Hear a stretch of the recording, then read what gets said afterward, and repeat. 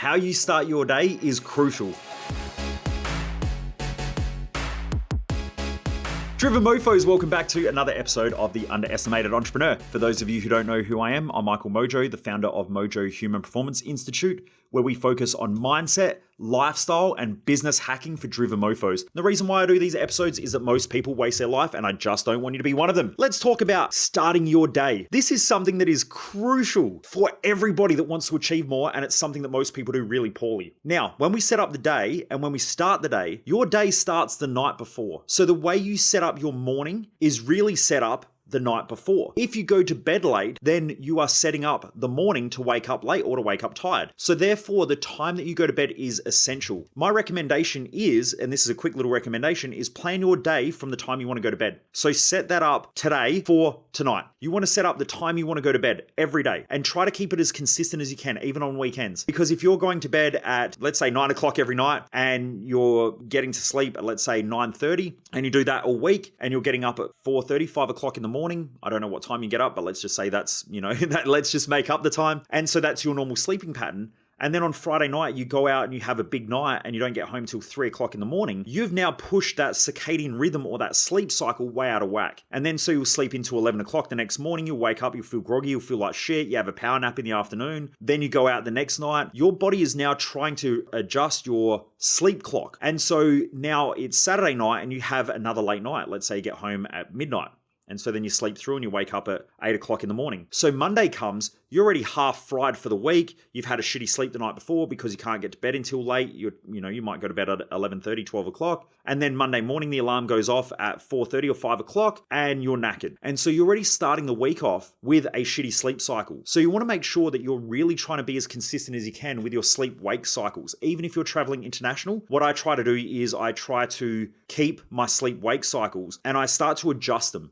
So let's just say if I'm traveling to the US, it's almost the opposite time zone. So at 6 o'clock in the morning, it's 6 o'clock at night over there. What I will try to do is the week prior, I start to change my sleeping times. So if I'm going to bed at 8 o'clock every night, I will push my sleep times forward a little bit more so that it's later. And then what I'll do is I'll try to wake up a little bit earlier as well. And so I try to change my sleeping cycles or move my sleeping cycles slowly over a week period before I travel international. Then if I'm fortunate enough to travel business class, it helps because I can sleep and have a good sleep, especially if they have lie down beds, and try to maintain that sleeping cycle. So I try not to go to bed and just sleep in all random times because it does fuck up my sleeping patterns and it can take a week. Like especially if I'm traveling international, you can end up with jet lag. So I try to change my sleeping patterns before I go away. I think that's probably the best way I've come across to do it. But you just got to be really, really careful with your sleep pattern. So that's number one, because you're setting yourself up for the next morning with that pattern. Then the next thing is that if you are setting yourself up sleep, you want to go back and listen to the podcast that I did on sleeping. So making sure the temperature of the room is the right temperature,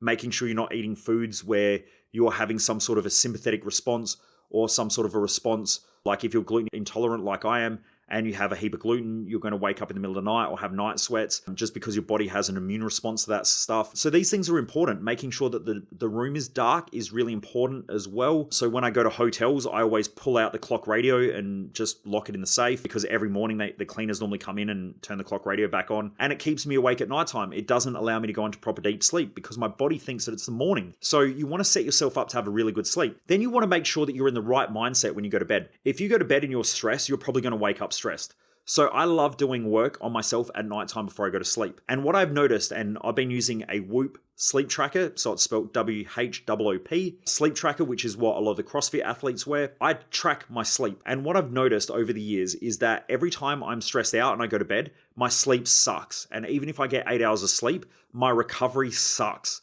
because I'm not falling into proper deep sleep or REM sleep. So I notice that if I just spend half an hour to an hour journaling before I go to bed, or writing out some stuff, or even just spending some time talking through my day with Jess, my wife, it massively helps with my sleep patterns. And I notice my recovery is way better, way more than anything else. So I've tried magnesium threonate, I've tried different types of sleep agents. And when I say sleep agents, I haven't tried any pharmaceutical sleep agents, but I've tried natural sleep agents like chamomile. You can get, I think it's called adaptogen, which is like chamomile tablets, or it's a derivative of chamomile, which helps you to sleep.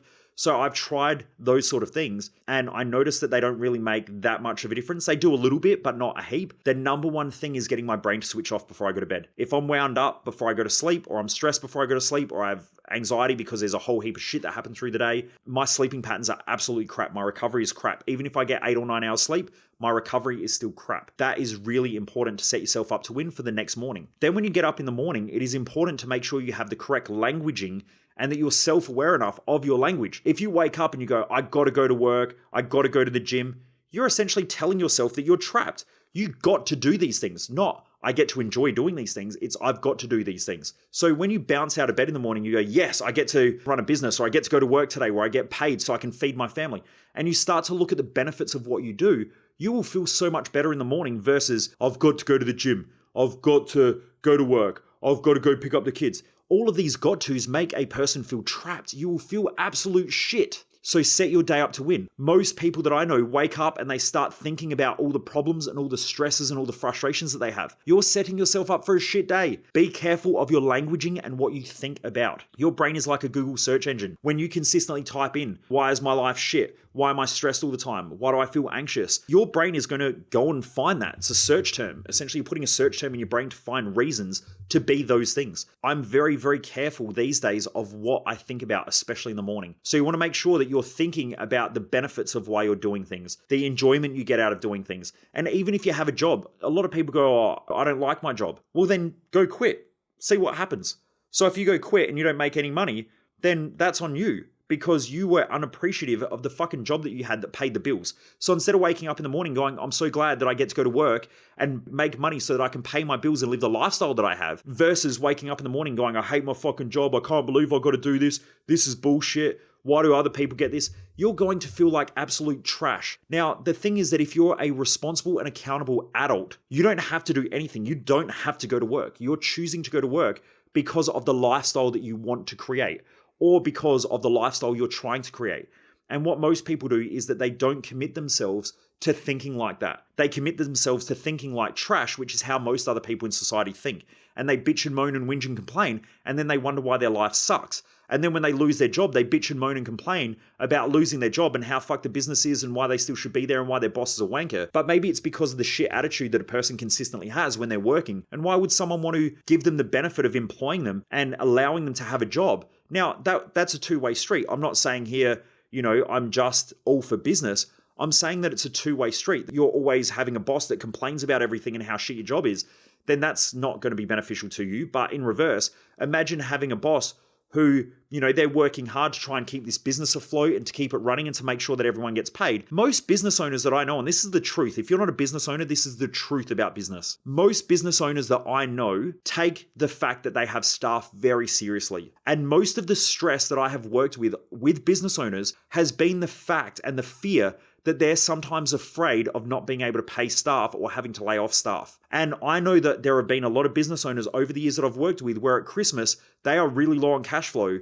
And a lot of them have chosen not to take any wage because they want to make sure that the families who work in their business make sure that their families have a good Christmas. And so they will still provide bonuses, or they will still keep people employed, and they will take pay cuts to make sure that those families get fed. And I know that over the years, I have done exactly the same thing where I've not paid myself wages for months. Like we're talking, almost a year in one case, in order to make sure that I could maintain staff and keep staff. Now, when the business goes well, yeah, I get rewarded. But when the business doesn't goes well, I also sacrifice things. And a lot of business owners do that. And so my point is that just looking at a business and saying, well, they should fucking pay me because I do my job, that's disrespectful. Just like it's disrespectful to treat staff like they're a piece of shit. It's also disrespectful for staff to treat a business or a business owner like a piece of shit and like they're just there to pay wages. Both of those two things are completely disrespectful. So it is important to wake up in the morning and to want to go to work and to enjoy the fact that you're being paid to do a job, because there are plenty of people around the world who probably want your job and dream of your job. And this is also the reason why a lot of businesses offshore work,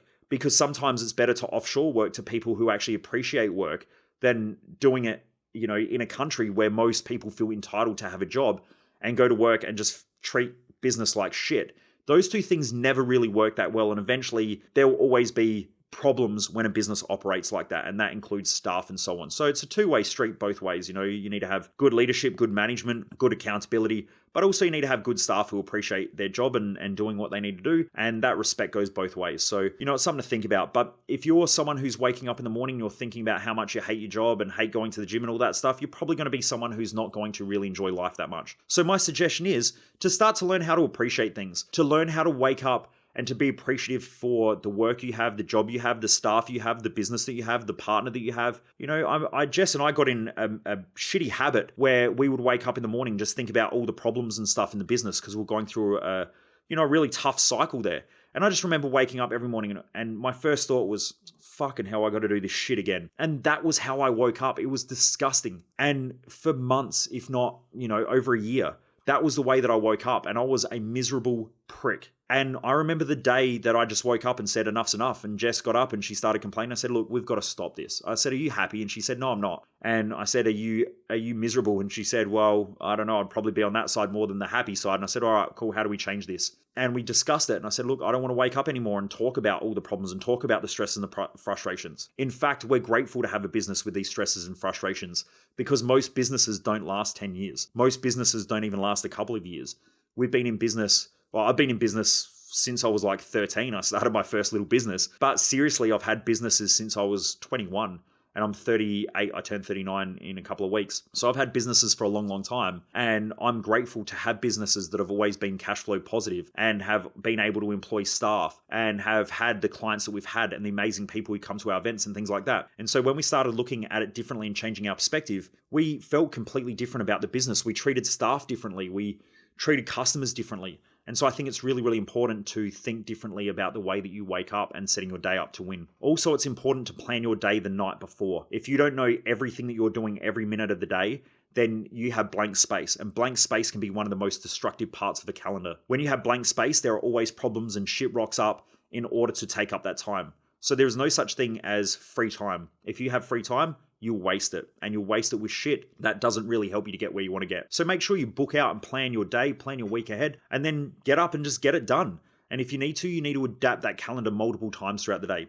So some people, need to adapt their calendar every hour depending on their job role. For me personally, I change my calendar probably a couple of times a day. I'll go in there and sometimes things take a little bit more time. Sometimes things take less, and I'll keep playing around with the calendar to make sure that it's absolutely stacked and jammed up from the moment that I wake up to the moment that I go to bed. I even book rest time. So I'll book rest time in my calendar. I book time with Jess. So if I'm going to watch a movie with her at nighttime, I will book it in my calendar so I know exactly when I'm just stopping and I'm cutting off from work and I'm just going to I'm just going to spend time with her. Because if I don't, it normally gets wasted on other dumb shit like scrolling through Facebook or just wasting time. So anyway, I hope this helps Driven Mofo. It's just a quick little reflection on how to set your day up to win. And these are things to really think about, which I don't think that most people really do think about. I don't think that this is discussed enough. But your day is set up the night before. So make sure you're setting up your day, set up your calendar, set up your sleep cycles, wake up being appreciative. And if you need to, do your mindset work before you go to bed. Super important. And then make sure you're careful of your languaging and the things that you're focusing on because they do make a massive difference. Anyway, Driven Mofos, have a great day. Keep kicking ass. Keep doing what you're doing and push even harder to get more out of yourself. Have a great day. Take care.